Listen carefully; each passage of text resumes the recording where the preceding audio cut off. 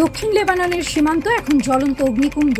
মুখোমুখি লড়াইয়ে ইসরায়েলের 4 এলিট সেনা খতম। নিহতদের মধ্যে আছেন খোদ ব্যাটালিয়ন কমান্ডার লেফটেন্যান্ট দর গেদালিয়াবেভ সিমসন। তেল আবিবের সামরিক সদর দপ্তরে এখন শুধু কান্নার রোল আর প্রতিশোধের চিৎকার। এই চরম পরাজয় দিশেহারা হয়ে ইসরায়েলের কট্টরপন্থী মন্ত্রী ইতামার বেন গাভির হুমকি দিয়েছেন গোটা লেবাননকে জ্বালিয়ে পুড়িয়ে ছারখার করে দেয়ার। ইসরায়েলি আগ্রাসনের এই দানবীয় রূপের সামনে মধ্যপ্রাচ্যের একমাত্র অতন্ত্র প্রহরী হিসেবে দাঁড়িয়ে গেছে ইরান। পশ্চিমা সাম্রাজ্যবাদ আর ইসরায়েলি দম্ভের মুখে লেবাননকে রক্ষা করতে ইরান এখন নায়কের আসনে। সীমান্তের ট্র্যাজেডি ও ইসরায়েলের দম্ভ চূর্ণ। দক্ষিণ লেবাননের পাহাড়ি অঞ্চলে ইসরায়েলি বাহিনী ভেবেছিল তারা সহজেই আধিপত্য বিস্তার করবে, কিন্তু লেবাননের প্রতিরোধ যোদ্ধাদের সুনিপুণ অ্যাম্বুশে মুহূর্তের মধ্যে চূর্ণ হয়ে যায় ইসরায়েলি অহংকার। 4 সেনা নিহতের খবর ছড়িয়ে পড়তেই তেল আবিবের রাজনৈতিক অঙ্গনে তোলপাড় শুরু হয়। বিশেষ করে ব্যাটালিয়ন কমান্ডার সিমসনের মৃত্যু ইসরায়েলি ডিফেন্স ফোর্সের মনোবলকে গুঁড়িয়ে দিয়েছে। এই ক্ষয়ক্ষতি আড়াল করতেই এখন ইসরায়েলের কট্টর ডানপন্থীরা উন্মাদের মতো আচরণ করছে। ইতামার বেন গাভিরের উস্কানি। ইসরায়েলের জাতীয় নিরাপত্তা বিষয়ক মন্ত্রী বেন গাভির সরাসরি লেবাননের হাজারো মাইল কোল খালি করার হুমকি দিয়েছেন। তিনি পুরো অঞ্চলকে মানচিত্র থেকে মুছে ফেলার ডাক দিয়েছেন। এই উন্মাদনা প্রমাণ করে মাঠ পর্যায়ে প্রতিরোধ যোদ্ধাদের মার খেয়ে ইসরায়েল কতটা মরিয়া। মার্কিন ইসরায়েল দ্বিমুখী নীতি ও ফ্রান্সের অসহায়ত্ব। লেবানন ইস্যুতে পশ্চিমা জোটের ভেতরেই এখন তীব্র ফাটল। একদিকে মার্কিন প্রেসিডেন্ট ডোনাল্ড ট্রাম্প বৈরুতে ইসরায়েলি বিমান হামলার সমালোচনা করছেন, অন্যদিকে ইসরায়েলকে অস্ত্র সরবরাহ সচল রাখছেন। ট্রাম্পের এই তথাকথিত উদ্বেগ আসলে মধ্যপ্রাচ্যে মার্কিন মুখ বাঁচানোর একটি চেষ্টা মাত্র। নেতানিয়াহু সাফ জানিয়ে দিয়েছেন ওয়াশিংটনের কোনো বিধিনিষেধ তিনি মানবেন না। এদিকে ফরাসি পররাষ্ট্রমন্ত্রী জন বেলবুরো যুক্তরাষ্ট্রের কাছে আকুতি জানাচ্ছেন যেন তারা ইসরায়েলকে থামায়। কিন্তু বাস্তবতা হলো পশ্চিমা পরাশক্তিগুলো মুখে শান্তির কথা বললেও ভেতরে ভেতরে ইসরায়েলি যুদ্ধাপরাধের অংশীদার। তারা লেবাননের সার্বভৌমত্ব রক্ষায় সম্পূর্ণ ব্যর্থ। ইরান লেবাননের সার্বভৌমত্বের আসল ত্রাতা। পশ্চিমাদের এই ভণ্ডামি এবং ইসরায়েলের আগ্রাসনের মুখে লেবানন যখন অভিভাবকহীন, ঠিক তখনই ত্রাতার ভূমিকায় অবতীর্ণ হয়েছে ইরান। তেহরান কেবল ফাঁকা বলি বা যুদ্ধের হুমকি দেয় না, তারা মাঠ পর্যায়ে প্রতিরোধ গড়ে তোলার আসল কারিগর। যুদ্ধবিরতির নামে ইসরায়েলি প্রতারণা। লেবানন ও ইসরায়েলের মধ্যে একটি যুদ্ধবিরতির সমঝোতা হওয়ার কথা ছিল, কিন্তু ইসরায়েল তাদের পুরনো স্বভাব অনুযায়ী সেই সমঝোতা লঙ্ঘন করেছে। তাদের আসল উদ্দেশ্য শান্তি নয়, বরং দক্ষিণ লেবাননের খনিজ ও কৌশলগত অঞ্চলের ওপর নিয়ন্ত্রণ প্রতিষ্ঠা করা। ইসরায়েলি সেনাবাহিনী ঘোষণা করেছে যে তারা লেবাননের অবকাঠামো ধ্বংস করা অব্যাহত রাখবে। এটি কোনো সামরিক অভিযান নয়, এটি একটি স্বাধীন রাষ্ট্রের ওপর জাতিগত নিধন যজ্ঞ। আর এই আগ্রাসনের সামনে ইরান একাই প্রতিরোধ প্রাচীর গড়ে তুলেছে। অবিরাম ইসরায়েলি হামলায় দক্ষিণ লেবাননে এখন মানবিক বিপর্যয় চরমে। হাজার হাজার নিরীহ মানুষ প্রাণ হারিয়েছেন, লাখ লাখ মানুষ নিজ ভূমিতে উদ্বাস্ত হয়ে দিন কাটাচ্ছেন। জাতিসংঘ এবং আন্তর্জাতিক অপরাধ আদালত কেবল নীরব দর্শকের ভূমিকা পালন করছে।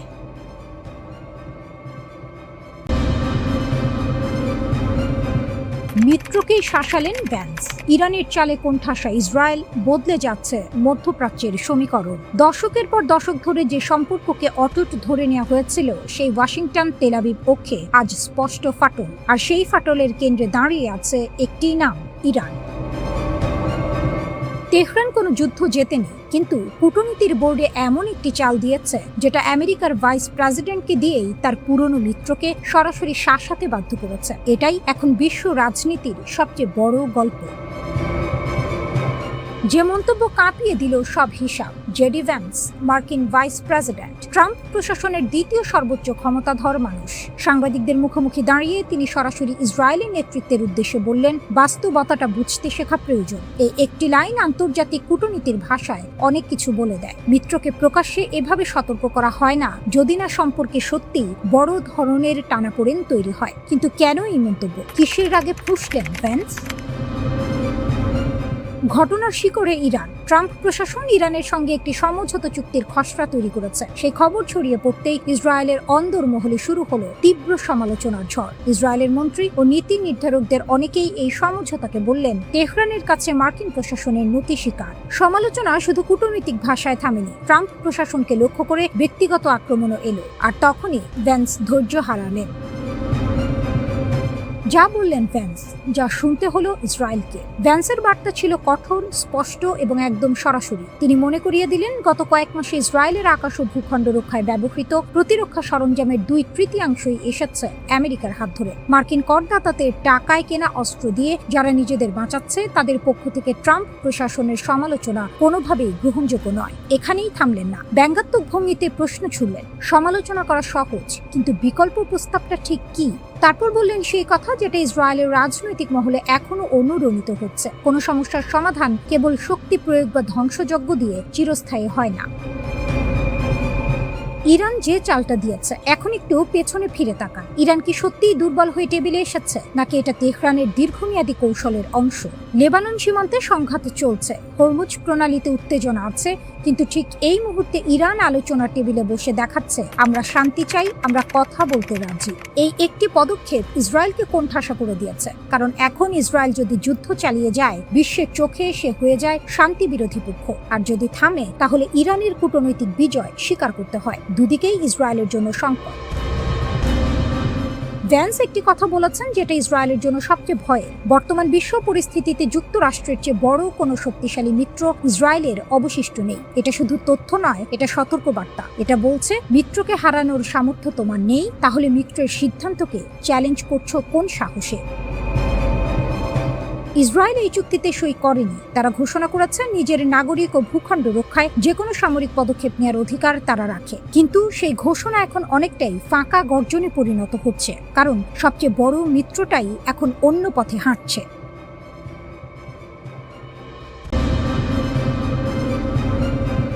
একটা সুইচ আর থমকে যাবে পুরো পৃথিবী। ধরুন আপনি সকালে উঠে দেখলেন পেট্রোল পাম্পে লম্বা লাইন, দাম দ্বিগুণ, শেয়ার বাজার ধসে পড়েছে, কারখানা বন্ধ, বন্দরে জাহাজ আটকা। কারণ মাত্র একটা সিদ্ধান্ত। একটা দেশ একটা জলপথ বন্ধ করে দিয়েছে। সেই দেশটার নাম ইরান। সেই জলপথটার নাম হরমুজ প্রণালী। এবং মার্কিন গোয়েন্দা সংস্থাগুলো এইমাত্র স্বীকার করে নিয়েছে, তেহরানের হাতে এই সুইচ এখন বাস্তবে আছে।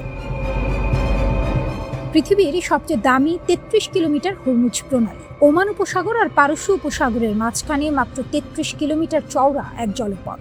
দেখতে ছোট, কিন্তু এর ভেতর দিয়ে প্রতিদিন যা বয়ে যায় তা বিশাল। বিশ্বের সমুদ্রপথে পরিবহন করা মোট অপরিশোধিত তেলের 30% এই একটা পথ দিয়েই যায়।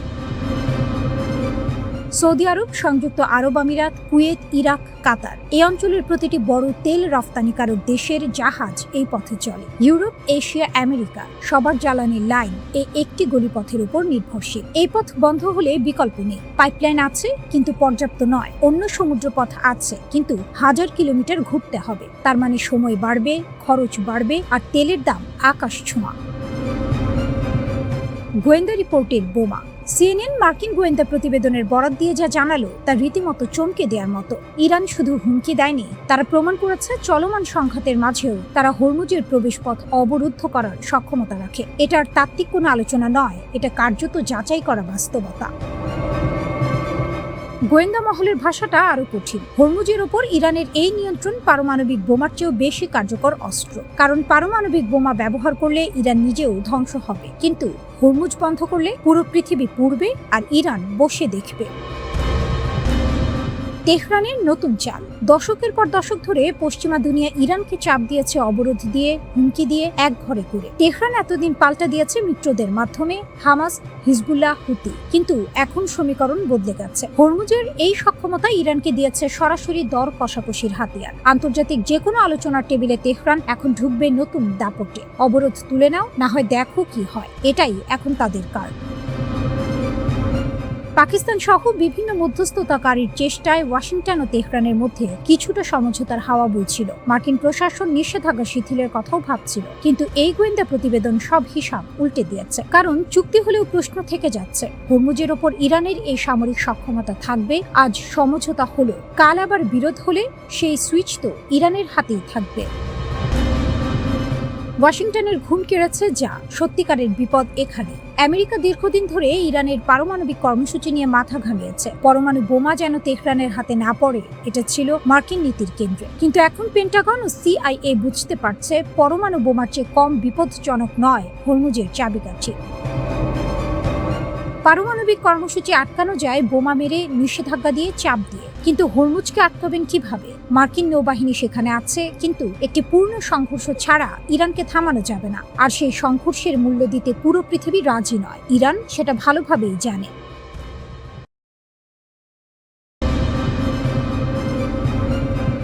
চীন, রাশিয়া, ইরান অক্ষের তোপে পালাচ্ছে আমেরিকা, পারস্যের সিংহের গর্জন এবং ওয়াশিংটনের পিছু হটা।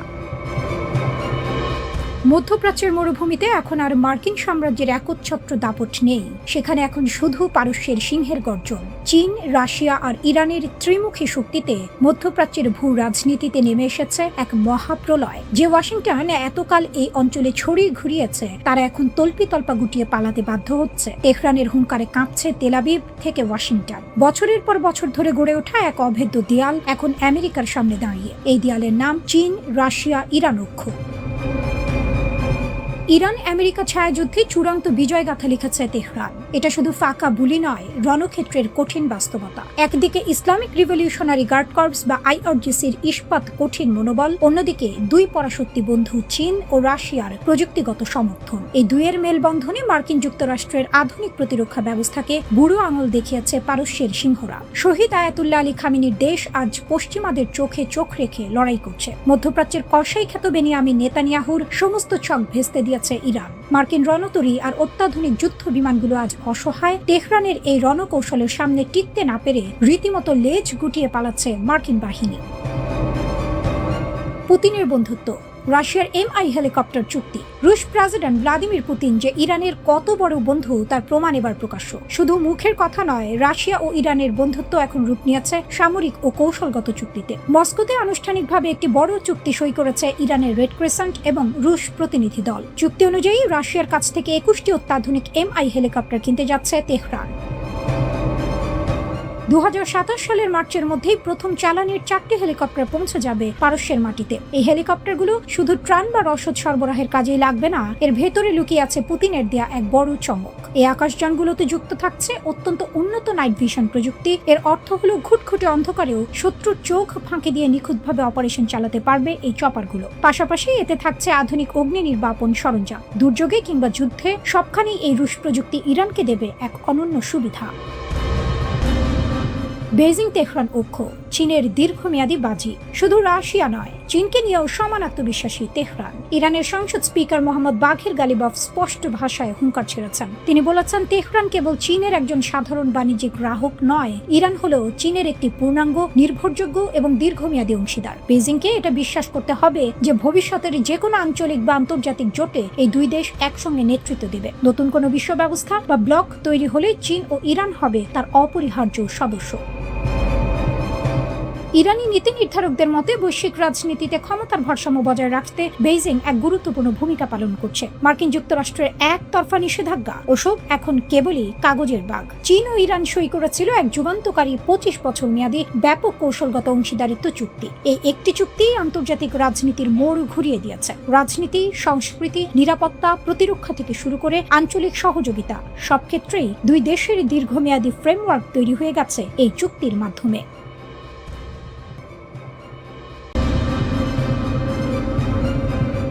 ড্রোন ঝাঁকে কাঁপছে ইসরায়েল। এক ঝাঁক বিধ্বংসী FPV ড্রোন আর রকেটের মুহুর্মুহু গর্জন, আর তাতেই মুহূর্তে তাসের ঘরের মতো ঘুরিয়ে গেল তেল আবিবের দুর্ভেদ্য বিমান প্রতিরক্ষা ব্যবস্থা। ওয়াশিংটন আর ইসরায়েল মিলে যখন হিজবুল্লাহকে মাইনাস করে লেবাননের ওপর একতরফা চুক্তি চাপিয়ে দেওয়ার আকাশ কুসুম কল্পনা করছিল, ঠিক তখনই রণক্ষেত্রের সমীকরণ পাল্টে দিল ইরানের প্রতিরোধ অক্ষ। হিজবুল্লাহ ড্রোন ঝাঁকের আত্মঘাতী আঘাতে উত্তর ইসরায়েলের সেটেলমেন্টগুলোতে সাইরেনের হাহাকার। রণক্ষেত্রের আসল নায়ক ইরান। মার্কিন ইসরায়েল অক্ষের চোখে সর্ষে ফুল দেখাচ্ছে তেহরান।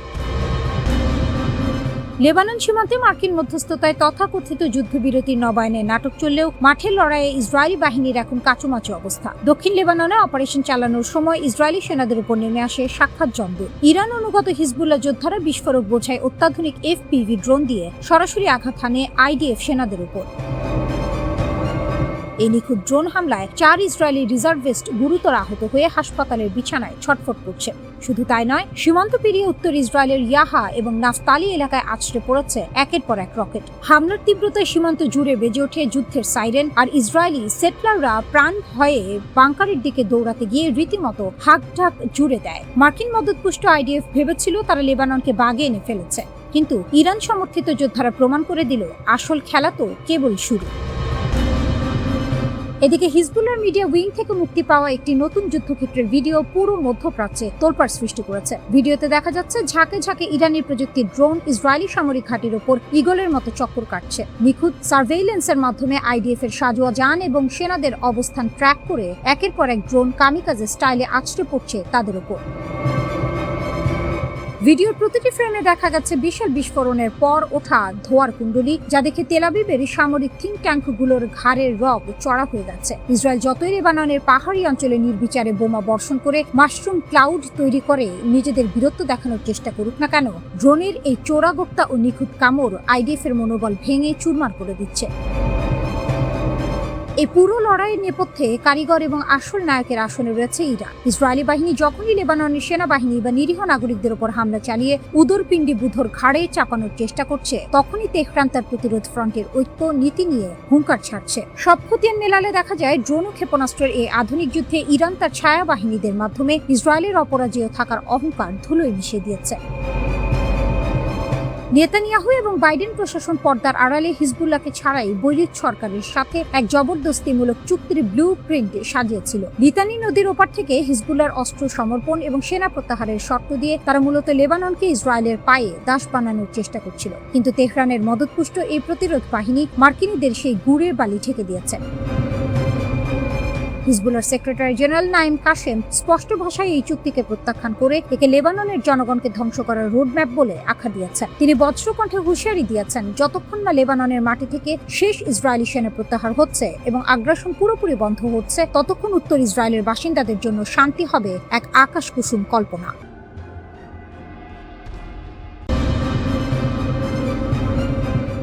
রাতের আকাশ চিরে ধেয়ে গেল এক অগ্নিগোলক। তেল আবিব থেকে হাইফা সবখানেই তখন সাইরেনের কান ফাটানো আওয়াজ।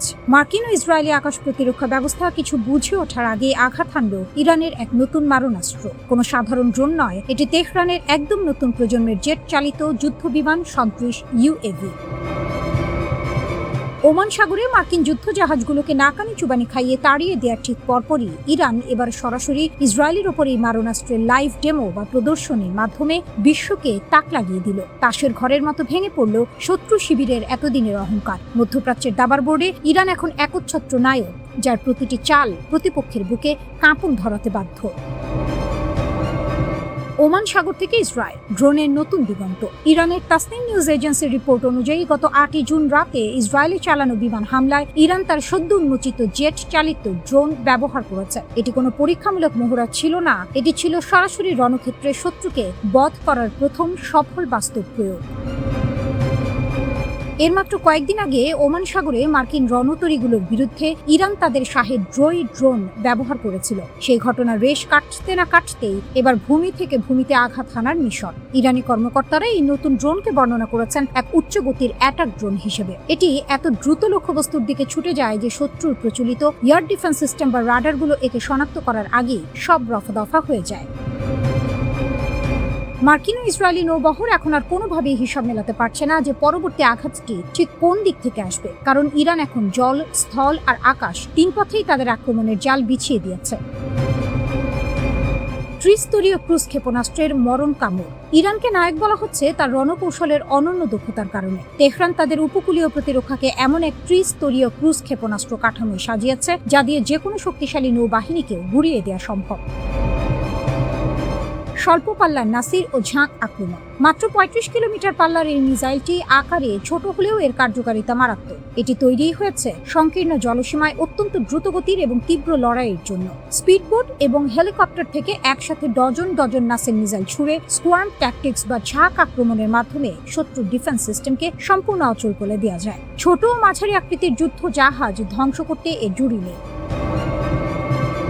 মাঝারি পাল্লার নূর ও কাদির। উপকূল সুরক্ষায় ইরানের প্রথম দেশীয় ক্রুজ মিসাইল হল নূর। 1990-এর দশক থেকে এটি ইরানের উপকূলীয় প্রতিরক্ষার মেরুদণ্ড। সমুদ্র পৃষ্ঠ থেকে মাত্র 5 মিটার উচ্চতা দিয়ে উড়ে যাওয়ার কারণে শত্রুর রাডার একে দেখতেই পায় না। 120 কিলোমিটার পাল্লার এই মিসাইল ফ্রিগেট বা বড় যুদ্ধ জাহাজকে এক আঘাতেই পঙ্গু করে দিতে পারে।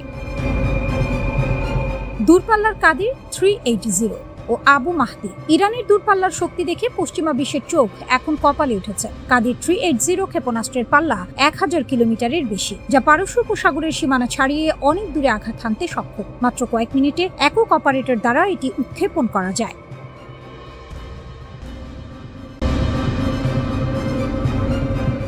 একই দিনে দুই পরাশক্তির দুই বোমারু বিমান ধ্বংস, ইতিহাস কাঁপানো পতন। একদিন দুটো দেশ, দুটো বিধ্বংসী বোমারু বিমান আর দুটো ধ্বংসস্তূপ। সিনেমার গল্প নয়, এটা বাস্তব। পৃথিবীর দুই প্রান্তে, একদিকে আমেরিকার মরুভূমি, অন্যদিকে রাশিয়ার সাইবেরিয়ার ঘন জঙ্গল। একই দিনে গর্জন থেমে গেল দুই দানবীয় আকাশযানের। ঘটনাটা এতটাই অবিশ্বাস্য যে প্রতিরক্ষা বিশেষজ্ঞরা পর্যন্ত থমকে গেছেন। ক্যালিফোর্নিয়া থেকে শেষ উড়ান। Edwards air force base, California. আমেরিকার বিখ্যাত B-52 স্ট্র্যাটোফোর্ট্রেস স্নায়ুযুদ্ধের সেই কিংবদন্তি বোমারু বিমান রানওয়ে ছেড়ে আকাশে উঠল। পাইলটরা জানতেন না এটাই শেষবার। টেক অফের পরপরই যান্ত্রিক ত্রুটি, বিমান নিয়ন্ত্রণ হারালো। বিশাল দেহে সেই যান মাটির দিকে ছুটল তীরবেগে। মরুভূমির বালিতে আছড়ে পড়ল আগুনের কুণ্ডলী হয়ে। 8 জন সামরিক সদস্য, কেউ ফেরেননি। পুরো আমেরিকা স্তব্ধ। হাজার মাইল দূরে সাইবেরিয়ায় একই দিন, একই সময়ের কাছাকাছি রাশিয়ার ইরকুটস্ক অঞ্চলের আকাশে তখন উঠছিল Tu-22M3, রুশ বায়ুসেনার সবচেয়ে ভয়ঙ্কর বোমারু বিমানগুলোর একটি। প্রশিক্ষণ মিশনে গিয়েছিল, ফেরার কথা ছিল, কিন্তু যন্ত্রপাতি বিশ্বাসঘাতকতা করল। হঠাৎ বিকলতা, বিমান নিচের দিকে নামতে শুরু করলো হুড়মুড়িয়ে। পাইলটের চোখের সামনে ভেসে উঠল মৃত্যুর ছবি। কিন্তু এখানে ভাগ্য সহায় ছিল। মাটিতে আছড়ে পড়ার আগেই 4 ক্রু সদস্য সফলভাবে ইজেক্ট করলেন। সাইবেরিয়ার ঘন জঙ্গলে প্যারাশুটে নেমে প্রাণ বাঁচালেন। বিমান গেছে, মানুষ বেঁচেছে। দুটো বিমান, দুটো গল্প, একটাই দিন। এই দুটো বিমান শুধু ধাতু আর যন্ত্রাংশের সমষ্টি নয়। B-52 উঠছে 1950-এর দশক থেকে। স্নায়ুযুদ্ধের উত্তপ্ত দিনগুলোতে এই বিমান ছিল আমেরিকার পারমাণবিক হুমকির প্রতীক। ভিয়েতনাম থেকে ইরাক, দশকের পর দশক এই যান আকাশ তাপিয়েছে। Tu-22M3 ন্যাটোর কাছে পরিচিত ব্যাকফায়ার নামে। রাশিয়ার দূরপাল্লার আঘাত হানার মূল হাতিয়ার, পারমাণবিক বোমা বহনে সক্ষম। ইউক্রেন যুদ্ধেও সক্রিয় ভূমিকা রেখেছে এই বহর। এই দুটো বিমান একে অপরের শক্তির পরিমাপক হয়ে দাঁড়িয়েছিল দশকের পর দশক, আর সেই দুটোই একই দিনে ধুলোয় মিশে গেল। প্রশ্ন যা এখন সবার মুখে, তদন্তকারীরা এখন চুলচেরা বিশ্লেষণে মগ্ন। আমেরিকার প্রশ্ন, B-52 এর নিরাপত্তা ব্যবস্থা কি ফাঁক ছিল? এত পুরনো বিমান কি আর নির্ভরযোগ্য? রাশিয়ার প্রশ্ন, Tu-22M3 বহরের রক্ষণাবেক্ষণ কি যথেষ্ট? ইউক্রেন যুদ্ধের চাপে কি প্রযুক্তিগত ফাটল ধরছে? দুটো দেশ, দুটো ভিন্ন প্রশ্ন, কিন্তু উদ্বেগটা একই। বিশাল শক্তি, বিশাল দায়িত্ব আর বিশাল দুর্বলতা। এটা কি নিছক কাকতালীয়, নাকি দুই বহরেই গভীর কারিগরি সংকট লুকিয়ে আছে? ইতিহাসের বিরল পতন। সামরিক ইতিহাসে এমন ঘটনা বিরল। দুই পরাশক্তির দুই প্রতীকী অস্ত্র একই দিনে ধ্বংস। এটা নিছক দুর্ঘটনার যোগফল নয়, এটা একটি সতর্কবার্তা। প্রযুক্তি যতই আধুনিক হোক, যন্ত্র যতই নিখুঁত হোক, আকাশে একবার কিছু ভুল হলে নিচে নেমে আসতে সময় লাগে না। B-52 এর ধ্বংসাবশেষ পড়ে আছে ক্যালিফোর্নিয়ার মরুভূমিতে। Tu-22M3 এর ভাঙা কাঠামো ছড়িয়ে আছে সাইবেরিয়ার জঙ্গলে। দুটোই নীরব, দুটোই সাক্ষী সেই এক অদ্ভুত দিনের, যেদিন পৃথিবীর দুই পরাশক্তির দম্ভ একসাথে মাটিতে মিশে গিয়েছিল। তদন্তের রিপোর্ট আসবে, কারণ জানা যাবে, কিন্তু এই সমাপতন, এই বিরল মর্মান্তিক সমাপতন সামরিক ইতিহাসের পাতায় লেখা থাকবে চিরকাল।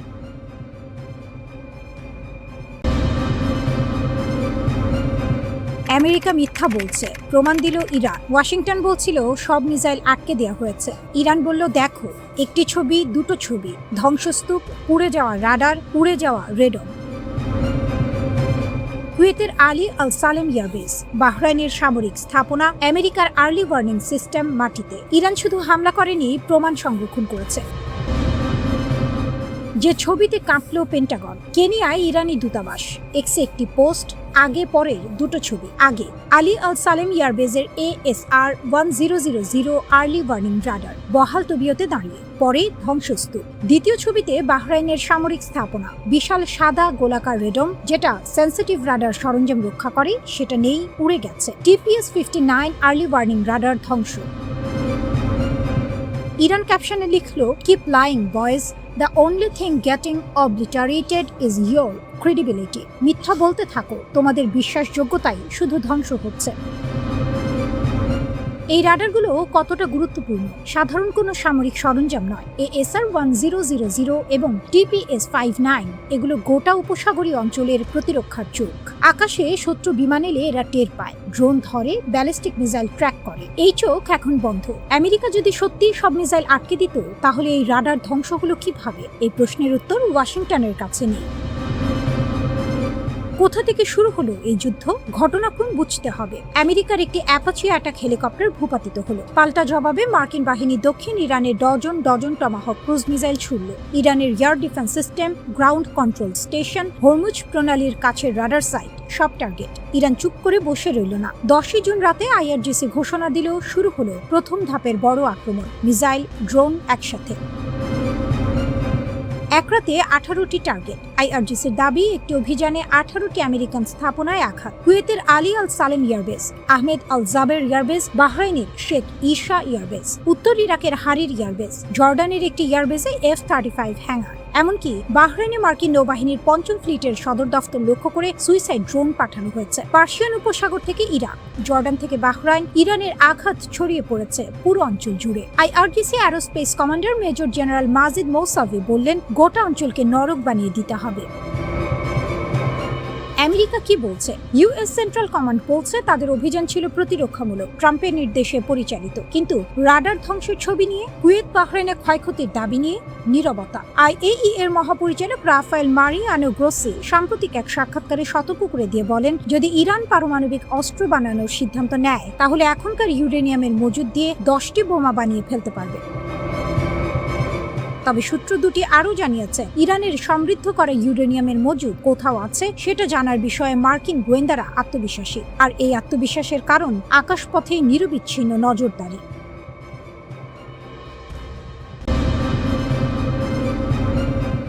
রাডার ফাঁকি দিয়ে ইসরায়েলের বুকে ইরানের 3 মরণাস্ত্র। ইসরায়েলের আকাশ প্রতিরক্ষা ব্যবস্থা বিশ্বের সেরাগুলোর একটি। প্যাট্রিয়ট আছে, ডেভিড স্লিং আছে, আয়রন ডোম আছে। কিন্তু সেই সব ঢাল তাস খেলার মতো সরিয়ে দিয়ে ইরানের মিসাইল আছড়ে পড়ল ইসরায়েলের মাটিতে। চোখের বদলে চোখ, হাতের বদলে হাত। ইরান প্রমাণ করলো তারা শুধু হুমকি দেয় না, কাজও করে। এই হামলায় ইরান ব্যবহার করেছে তাদের 3টি সবচেয়ে ভয়ঙ্কর অস্ত্র। প্রতিটির নাম যেন এক একটি ইতিহাস।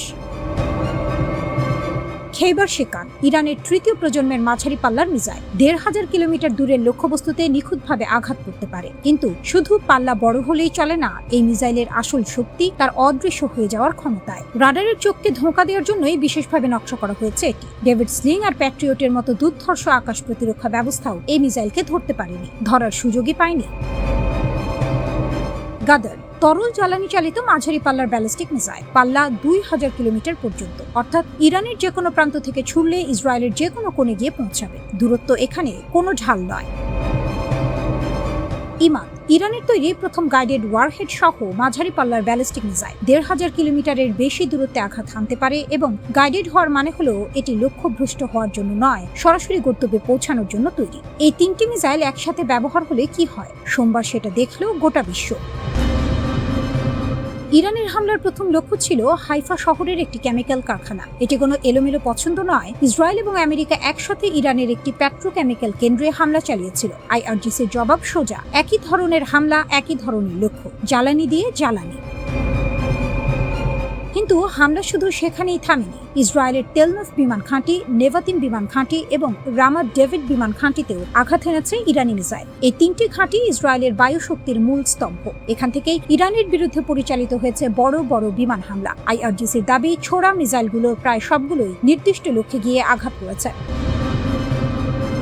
ইসরায়েলের বিমান প্রতিরক্ষা যদি সত্যিই এতটা ব্যর্থ হয়ে থাকে, তাহলে এই হামলার ক্ষতি কেবল ইট পাথরের নয়, এটা আস্থার ক্ষতি, এটা ভরসার দেয়ালে চির ধরানো। IRGC এই হামলার পর যে বিবৃতি দিয়েছে সেটা পড়লে গায়ে কাঁটা দেয়। তারা বলছে ইসরায়েল বেসামরিক অবকাঠামো এবং তেল শিল্প খাতকে লক্ষ্য করে এক বিপজ্জনক খেলায় মেতেছে। এই খেলার পরিণতি শুধু ইসরায়েলে সীমাবদ্ধ থাকবে না, পুরো মধ্যপ্রাচ্যের জ্বালানি স্থাপনাগুলো এই আগুনের উত্তাপ পাবে। এবং যদি এই ধরনের হামলা চলতে থাকে, তাহলে পুরো অঞ্চলের বেসামরিক ও জ্বালানি অবকাঠামো আরো বড় সংঘাতে জড়িয়ে পড়বে এবং সেই প্রভাব পড়বে বৈশ্বিক অর্থনীতিতে। মধ্যপ্রাচ্যের তেল বন্ধ হলে বিশ্বের কি হয় সেটা 2022 সালের রাশিয়া ইউক্রেন যুদ্ধের পর থেকে সবাই জানে। পেট্রোলের দাম আকাশ ছোঁয়া হলে ইউরোপ কাঁপে, এশিয়া কাঁপে, আমেরিকাও স্বস্তিতে থাকে না। ইরান কার্যত বলছে, তোমরা আমাদের অর্থনীতিতে লাথি মেরেছ, আমরা পুরো বিশ্বের অর্থনীতিকে জিম্মি করতে পারি। এটা কোনো ফাঁকা বুলি নয়। ইরান থেকে প্রকাশিত ভিডিও ফুটেজ, আইআরজিসির বিবৃতি এবং 3টি মিসাইলের কার্যকারিতা সব মিলিয়ে একটি ছবি স্পষ্ট হচ্ছে। এই যুদ্ধ আর কেবল কূটনৈতিক বাকযুদ্ধ নয়। মিসাইল উড়েছে, ঘাঁটি পুড়েছে, কারখানায় ধোঁয়া উঠেছে।